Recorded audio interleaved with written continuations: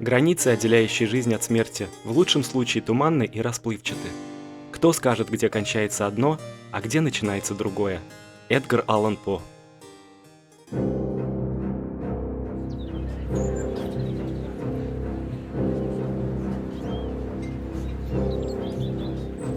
В нашу просвещенную эпоху люди порой отказываются от таких понятий, как добро и зло.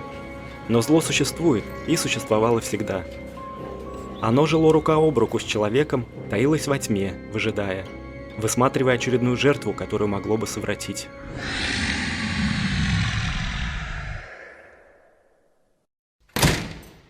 Однажды темперанция попала в его руки, и это стоило ей жизни.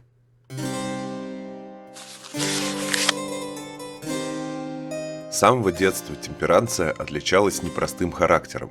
В общении со сверстницами она порой сквернословила, грубила гувернанткам и частенько буянила.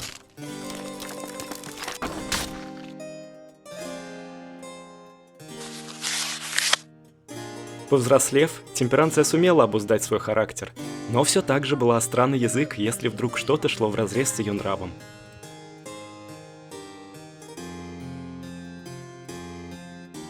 Когда темперанция выросла и расцвела, у нее появилось множество поклонников. Как-то раз в ее окружении кто-то сказал, что темперанция похожа на хищный шипастый цветок, по сравнению с которым ее поклонники кажутся робкими и скучными. Одним из таких поклонников был одинокий светский повеса Рене Дюплантье Гидри. И если другим она отказывала во внимании, то с Гидри ее сердце таяло, хотя внешне она никогда этого не показывала. «Женщины с легкостью врут, говоря о своих чувствах», сказал однажды французский писатель и моралист Жан де Лабрюер. а мужчины с еще большей легкостью говорят правду.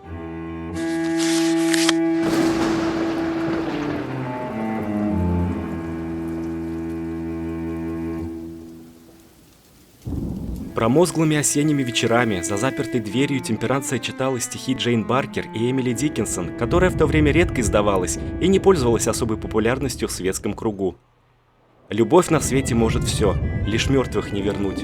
Вернула б силу своей, да подводит плоть», писала Эмили Диккенсон.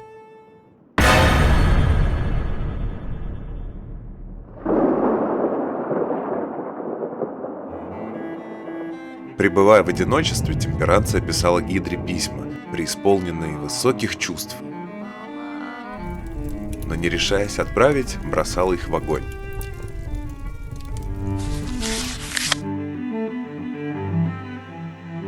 Как и любая светская леди, темперанция обожала приемы, сплетни и набиравшая популярность увлечение спиритизмом.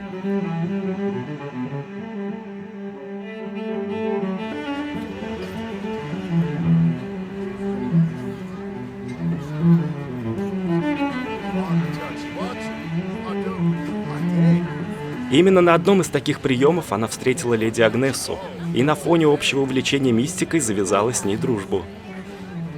Леди Агнеса была вдовой одного богача, который отстроил для нее особняк на месте старой разрушенной церкви.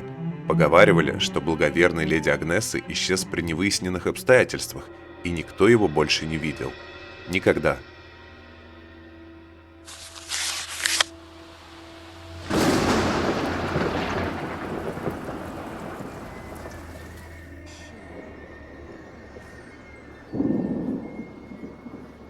Теперь по вечерам темперанция присутствовала на спиритических сеансах, которые проводила леди Агнеса.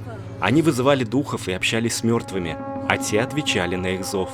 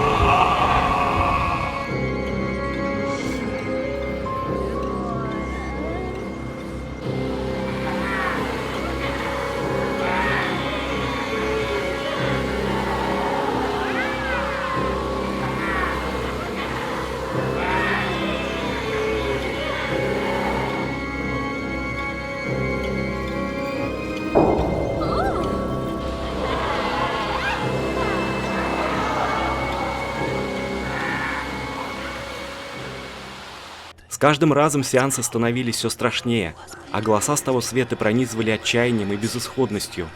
И в какой-то момент все пошло не так, как обычно.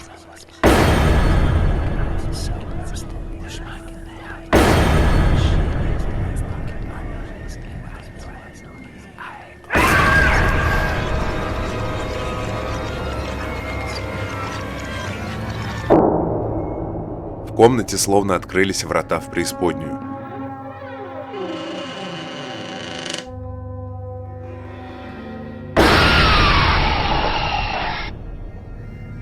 Темперанцию схватила какая-то потусторонняя невидимая сила и бросила на пол.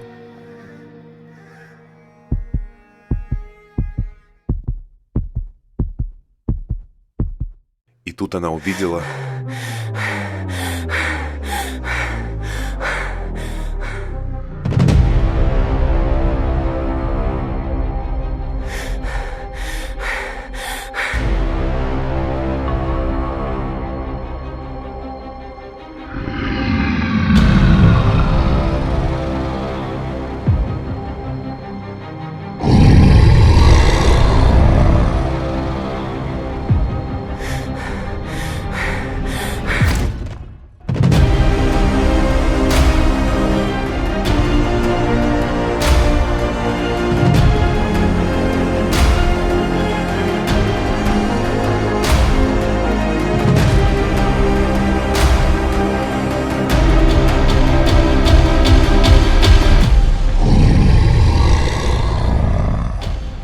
Все это время леди Агнесса обманывала ее, поскольку хотела открыть эти врата в мир темных сил, а темперанция и те, кто присутствовал на таких спиритических сеансах, стали ключом, жертвами, преподнесенными темным силам в дар.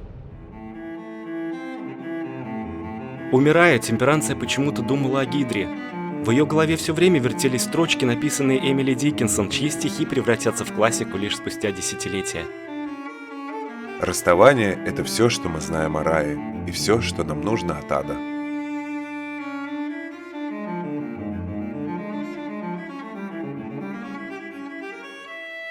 Темперанция не покинула мир окончательно. Ее озлобленный дух навсегда остался в этом доме и вредил каждому, кто встречался на пути. Вот только добраться до леди Агнессы она никак не могла, но желала этого всей своей эфемерной сущностью.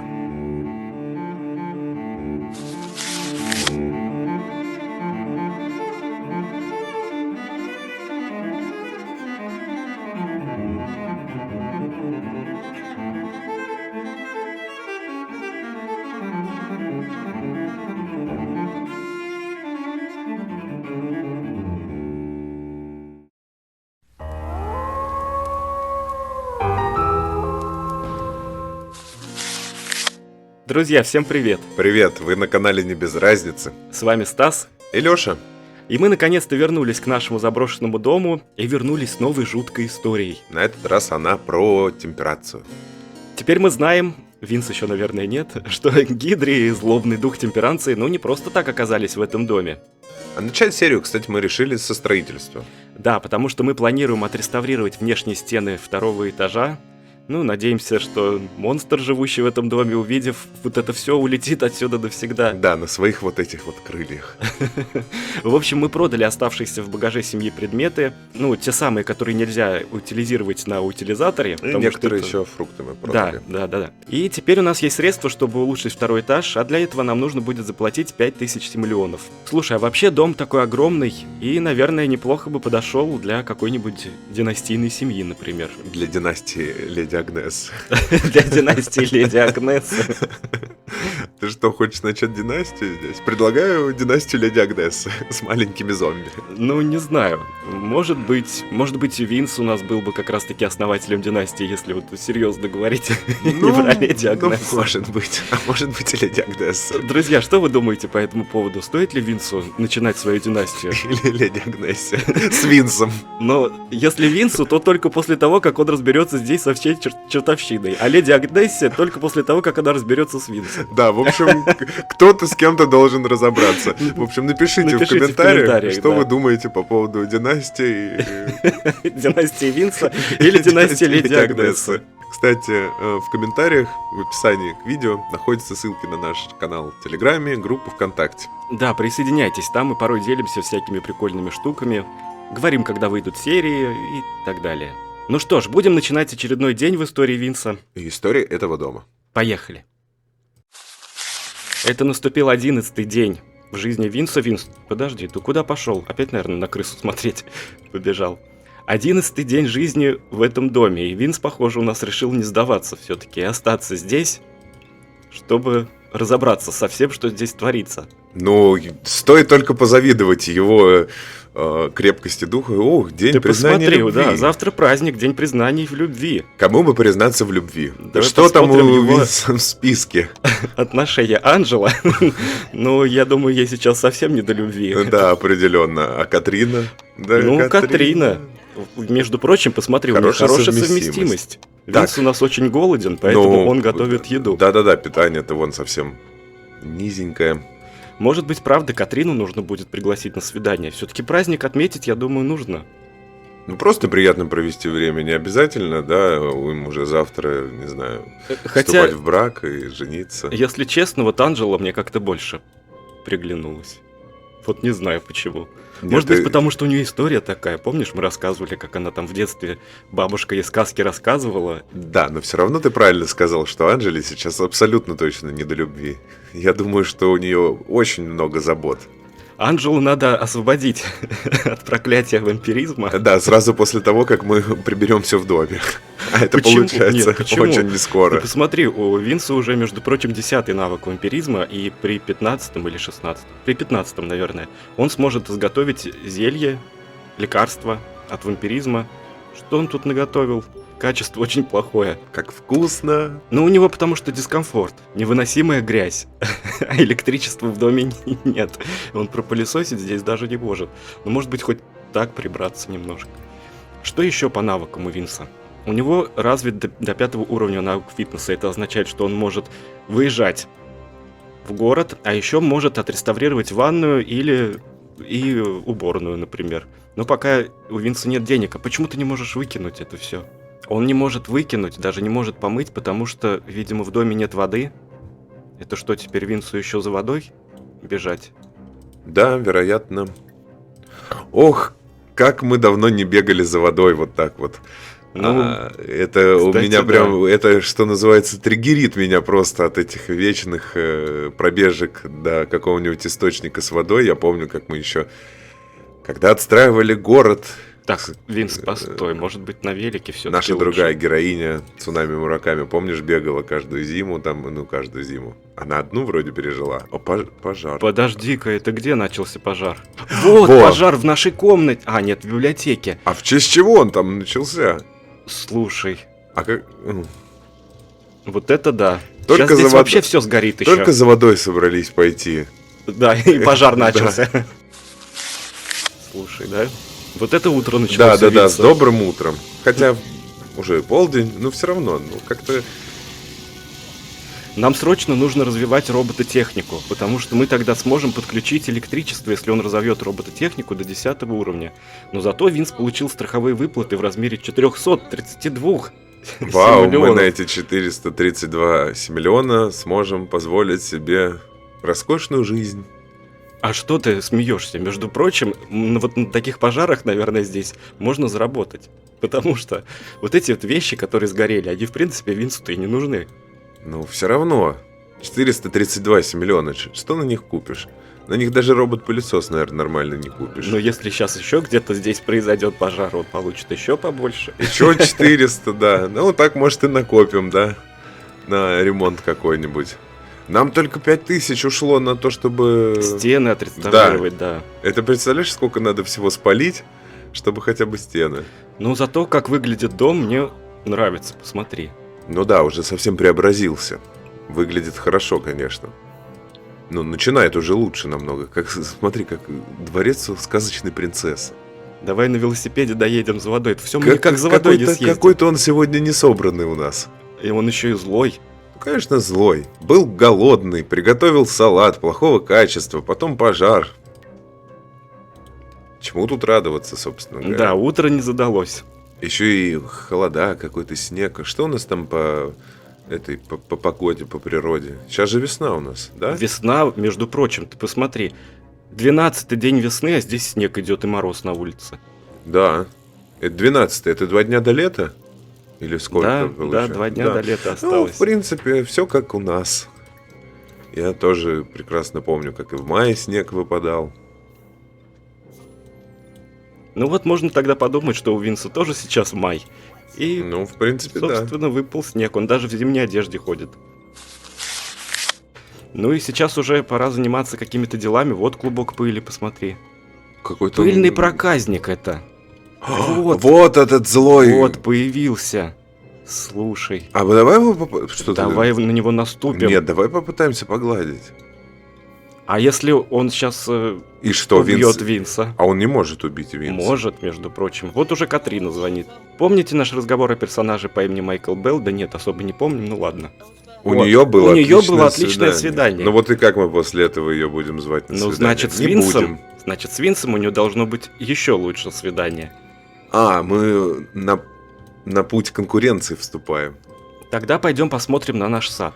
Да, хоть одно единственное место, где еще все более-менее в порядке. Слушай, здесь у него почему-то 5 кустов шалфея. А для чего ему столько шалфея нужно? Я думаю, лучше, наверное, розы посадить. Ну, на розах можно хорошо, кстати, заработать. Ну, кстати, да, поэтому пусть он лучше посадит... А, слишком холодно ему. Если он сейчас не может посадить, потому что слишком холодно, надо ему тогда создать клумбу. Потому что в клумбу он точно сможет посадить, да?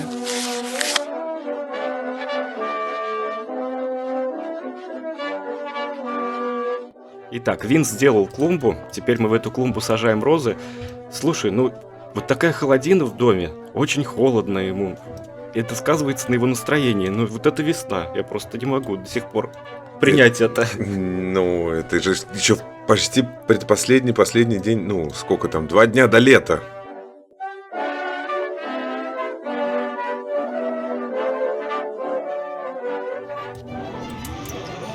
О, у Вот нас и здрасте, и появился приехали.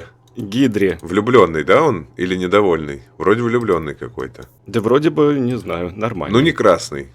Какой-то Гидри, не у него убегай. розоватый оттенок, какие-то сердечки были. Так что, ну, в принципе, завтра день свидания или там день... А, он уже пожелтел. А интересно, где наша темперанция?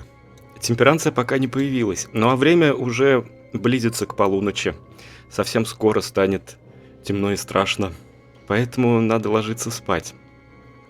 Да, кошмар не наступит, если мы просто ляжем спать. Хотя он во сне может наступить, и тогда кошмара все-таки не избежать. Но перед тем, как лечь спать, здесь вот находится очередная часть дневника. Ну что, почитаем рассказы на ночь? Давайте почитаем. Дневник Элизы Уизерби, часть 5. 5-й день лета 1890-го.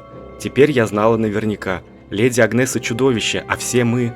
Всего-навсего жертвы, попавшие в ее когтистые лапы. Как мыши, которых загнал в нору чудовищный кот, и у них нет другого выхода, кроме как к нему впасть. Или как маленькие мошки, попавшие в паутину к пауку, и тот по очереди съедает одну за другой. Но самое странное в этом то, что я больше не боялась. Да, я больше не боялась леди Агнесу, поэтому решила провести собственное расследование и узнать, что же творится в этом пансионе. На следующий день после гибели моей подруги Евы леди Агнеса проводила занятия, как ни в чем не бывало. Она была так же строга с ученицами, как и всегда, а они дрожали точно листочки на дереве, который вот-вот сорвет порыв ветра. Но я смотрела ей в глаза без страха. После занятий, пока леди Агнеса проверяла тетради или делала вид, я решительно поднялась на чердак.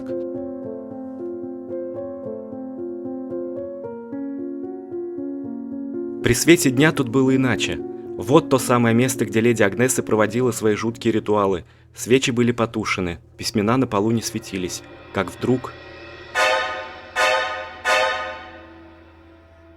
Свечи стали загораться одна за другой, будто разбуженные моим присутствием. Нет, словно я разбудила тут нечто незримое, что, очнувшись, дало о себе знать. Я убежала.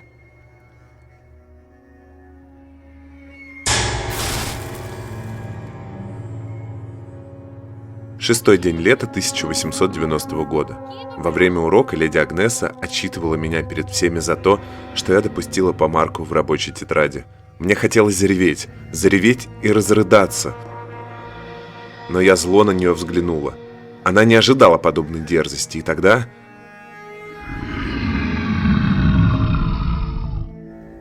Буквально на долю секунды ее лицо преобразилось, явив свой истинный жуткий лик.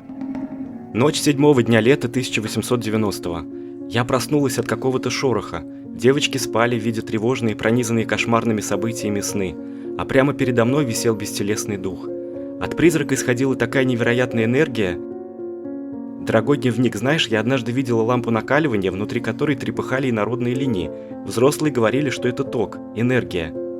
Так вот, внутри этого призрака тоже словно проходил ток, а сам дух был красным, озлобленным. Я очень испугалась, но дух заговорил, и я немного успокоилась. Оказалось, что это был неупокоенный дух женщины, давным-давно погибшей в стенах этого дома.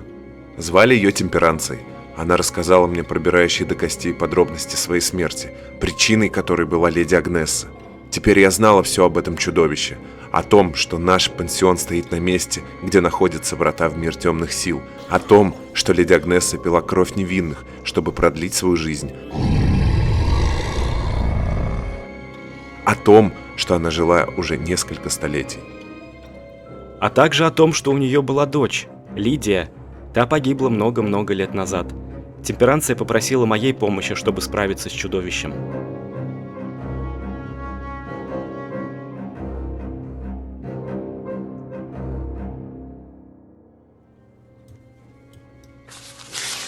Вот очередные подробности. Но мне нравится, что вот эта вот история, она все больше и больше насыщается всякими историями, такими смысловыми... я не могу выговорить. Смысловыми нитями. Да, и сюжетными линиями, и некоторыми даже сюжетными поворотами такими. Ну что, время уже позднее. Винсу пора ложиться спать, потому что он действительно хочет это сделать. Он хочет еще питаться. И гигиену хочет. Да, и он хочет еще в душ. Давай, наверное, в душ сперва его отправим. Ну и мы тогда тоже будем прощаться с вами, дорогие друзья. Спасибо, что были с нами. Также оставайтесь на канале «Не без разницы». Спасибо, что были в этот зимний весенний день с Винсом и с нами на канале «Не без разницы». Всем пока. Пока-пока. Ой, слушай, что-то Так, здесь подождите, страшное. а что там?